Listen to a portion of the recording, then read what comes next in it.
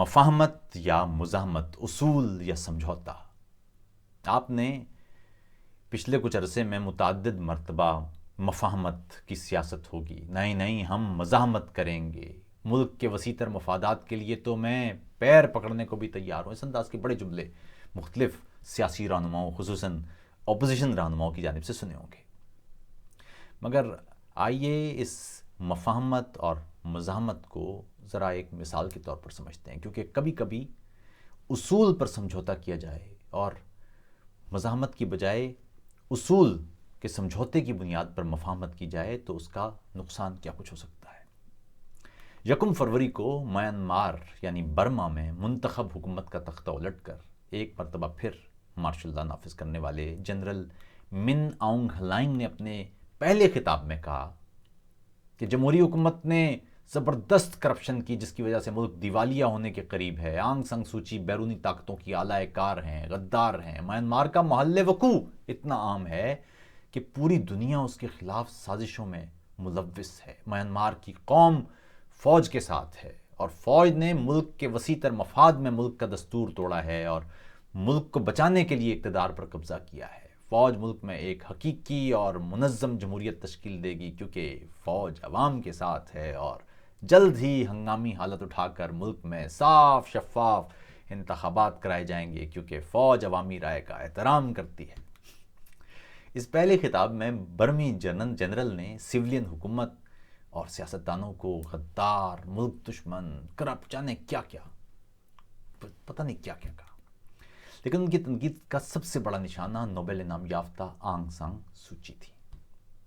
اس فوجی بغاوت کے بعد میانمار بھر میں لوگ سڑکوں پر نکل آئے اور جمہوریت کے حق میں مظاہرے کرنے والوں میں اساتذہ، طلبہ، وکیل، بینک ملازمین، سرکاری اہلکار سب شامل تھے۔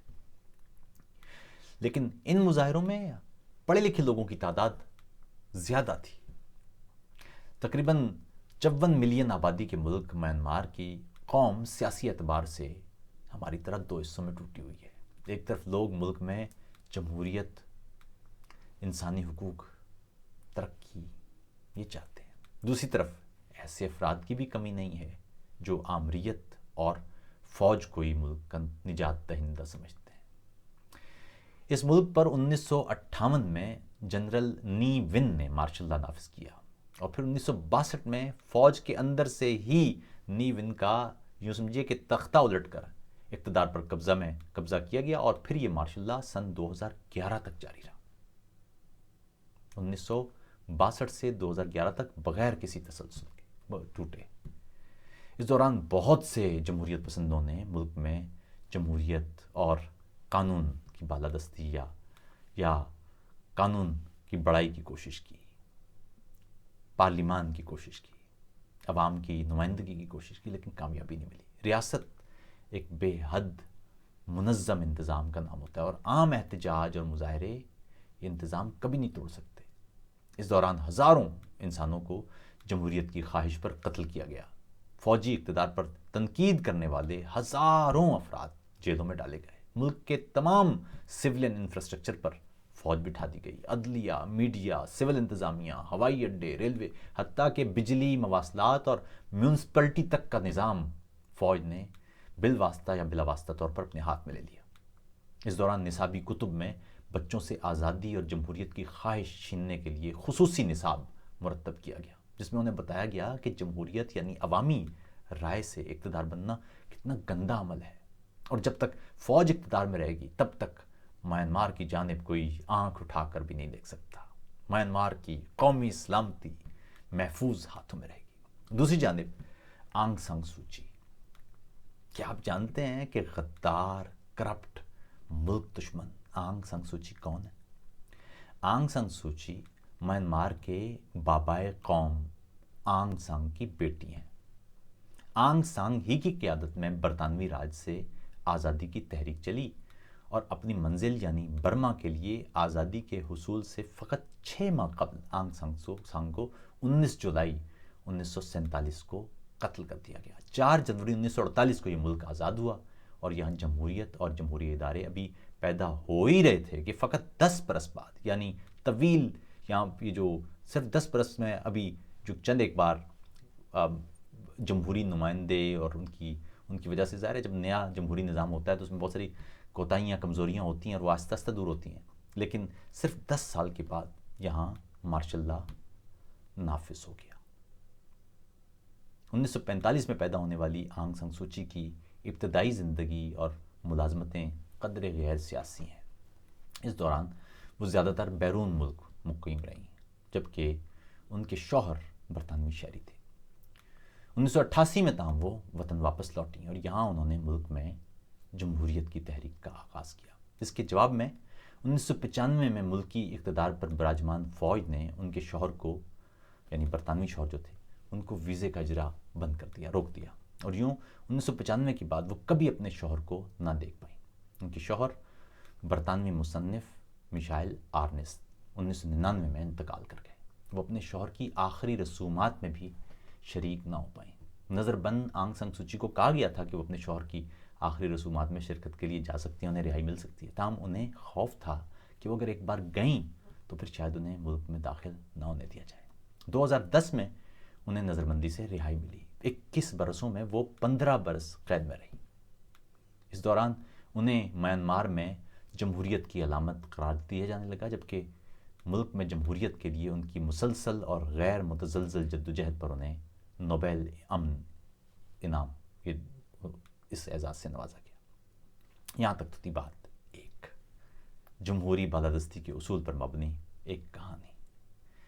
زندگی میں بے شمار مواقع پر ہم سمجھوتے کرتے ہیں، بہت سی چھوٹی چھوٹی چیزوں پر تو ہمیں تقریباً ہر روز سمجھوتا کرنا پڑتا ہے، لیکن ہمیشہ یاد رکھیے اصول پر اگر آپ نے ایک بار سمجھوتا کیا، مفاہمت کی، تو نہ صرف وہ آپ کی برسوں کی محنت پر پانی ڈال دے گا، اسے رائے گاں کر دے گا یا کر سکتا ہے، بلکہ اس کا نقصان آپ کی سوچ سے بھی کہیں زیادہ ہو سکتا ہے۔ آنگ سان سوچی نے شاید یہاں یہ غلطی کر دی۔ ممکن ہے انہیں لگا ہو کہ فوج سے اقتدار کے حصول کے لیے انہیں اپنے اصول پر سمجھوتا کر لینا چاہیے تاکہ جبر اور غلامی کے اس اندھیرے میں کہیں سے روشنی کی کوئی ایک کرن تو آئے۔ پہلا سمجھوتا یہ تھا کہ آنگ سان سوچی اور ان کی جماعت نیشنل لیگ فار ڈیموکریسی اس بات پر راضی ہو گئے کہ فوج کو اقتدار چھوڑنے کے لیے نہ صرف محفوظ اور باعزت راستہ دیا جائے، بلکہ ملک میں ایک نیا دستور بنایا جائے جس کے تحت ملکی پارلیمان کی 25% نشستیں فوج کو دی جائیں۔ وہ اس بات پر بھی مان گئیں کہ ایسا ہر فرد جس کا شوہر یا بیوی غیر ملکی ہوں یا رہے ہوں کبھی پارلیمان کا رکن نہیں ہو سکتا یا کسی اہم عہدے پر براجمان نہیں ہو سکتا۔ وہ اس بات پر بھی مان گئیں کہ ملکی اقتدار فوج کے صلاح مشورے سے ہی چلنا چاہیے۔ وہ اس بات پر بھی مان گئیں کہ ان کے پاس کوئی باقاعدہ عہدہ نہیں ہوگا۔ اور دوسرا اور بدترین سمجھوتا یہ تھا کہ میانمار کی راکھین ریاست میں فوج نے روہنگیا مسلمانوں کی نسل کشی اور قتل عام شروع کیا تو ایسے میں جمہوریت پسند اور انسان دوست آنگ سان سوچی شاید سمجھوتوں کی نظر ہو چکی تھی۔ انہوں نے ایسے میں اپنے دیش کے مظلوموں اور مقتولوں کے ساتھ کھڑے ہونے کے بجائے فوج کے مظالم کا دفاع کیا۔ انسانی حقوق کی تنظیمیں، جمہوریت پسند حلقے، انسان دوست حلقے ان سے کہتے رہے کہ سمجھوتا نہ کریں اس بابت۔ انسانیت اور جمہوریت دو الگ الگ چیزیں نہیں ہیں۔ اگر جمہور کی تکریم پر سمجھوتا کر لیا جائے تو جمہوریت خود بخود مر جاتی ہے۔ مگر وہ اپنے موقف پر قائم رہیں اور ہر پلیٹ فارم پر انہوں نے ملکی فوج کے ہاتھوں ہونے والے اس قتل عام کا پرزور دفاع کیا۔ جہاں نہیں کر پائیں وہاں اگر مگر چونکہ چنانچہ کر کے اس قتل عام پر سوالیہ نشان قائم کر دیے۔ آنگ سان سوچی کے اس سمجھوتے کا ظاہر یہ فائدہ تو ضرور ہوا ہوگا کہ عام افراد جو دہائیوں کی بدترین آمریت اور غلامی کے عادی ہو چکے تھے انہیں سمجھوتا زدہ ہی صحیح جمہوریت کے ان چند برسوں میں سانس لینے اور دیکھنے کا موقع ملا۔ انہیں نصاب میں پڑھائے گئے فوجی سبق اور زندگی کے ان چند برسوں کے جمہوری سبق میں فرق اپنی آنکھوں سے دیکھنے کا موقع ملا۔ اس فوجی تجربے اور جمہوری تجربے کے درمیان موازنے کے لیے کچھ مواد مل گیا۔ 1 فروری کو جب فوج نے ملک میں دوبارہ مارشل لا نافذ کیا اور آنگ سان سوچی سمیت تمام اہم سیاسی اور جمہوری رہنماؤں کو کرپشن، ملک دشمنی، بغاوت اور غداری کے جرائم میں گرفتار کیا گیا تو ایسے میں ہزاروں افراد نے 3 انگلیوں کے سلوٹ یعنی فوجی بھائیوں ہمیں جمہوریت چاہیے کی تحریک شروع کی۔ وہ یہ سمجھ رہے تھے کہ جمہوریت شاید ان مظاہروں سے حاصل ہو سکتی ہے۔ تاہم نتیجہ یہ نکلا کہ فوج نے ہر جمہوریت پسند کارکن کے خلاف کریک ڈاؤن شروع کر دیا۔ کریک ڈاؤن بڑھا تو مظاہرے کم ہونے کی بجائے اور زیادہ ہو گئے۔ سوشل میڈیا پر طوفان کھڑا ہو گیا، فوج پر براہ راست تنقید ہونے لگی، ہر طبقے کے لوگ جمہوریت کے لیے باہر نکلنے لگے۔ اسی تناظر میں اپریل میں غالباً فوجی آمر جنرل نائنگ نے قوم سے خطاب کر کے براہ راست کہا کہ اب جو بھی باہر نکلے گا اسے پتہ بھی نہیں چلے گا کہ اسے کہاں سے ہٹ کیا گیا ہے۔ اس کے بعد ایک ہی دن میں کئی درجن افراد کے سروں میں گولیاں لگیں اور خواتین اور بچوں سمیت سینکڑوں افراد قتل ہو گئے۔ اس کے ساتھ ہی وہاں خوف، دہشت اور وحشت نے ایک ساتھ گھر بنا لیا۔ جمہوریت کے لیے مظاہرے مگر بدستور جاری ہیں، ہر روز لوگ باہر نکلتے ہیں، ہر روز مرتے ہیں، تاہم آزادی اور جمہوریت کا خواب شاید ان آنکھوں میں مر نہیں سکتا اس تمام تر جبر کے باوجود۔ اب وہاں مظاہرے ہوتے ہیں تو لوگ نقاب پہن کر مظاہرے کرتے ہیں تاکہ شکل نہ دیکھ لی جائے، انہیں بعد میں ان کی شکل سے پہچان کر انہیں قتل نہ کر دیا جائے گھروں میں گھس کر۔ بین الاقوامی برادری ایسے میں ہمیشہ مفادات اور نفع کی نظر ہو کر چپ ہو جاتی ہے۔ اقوام متحدہ میں میانمار کے خلاف پیش ہونے والی قرارداد چین نے ویٹو کر دی، اور ابھی چند روز قبل میانمار میں فوج نے ایک بڑے جشن کا انتظام کیا۔ یہ جشن غالباً 1945 میں جاپانی فوج کے خلاف فتح کا جشن تھا۔ اس موقع پر میانمار میں سوشل میڈیا پر جمہوریت پسندوں نے دنیا کے تمام ممالک سے اپیل کی کہ وہ میانمار کی قوم کے ساتھ یکجہتی کا مظاہرہ کرتے ہوئے دستور شکن فوج کی بغاوت اور اقتدار پر غیر قانونی قبضے کے خلاف اس پارٹی میں شریک نہ ہوں۔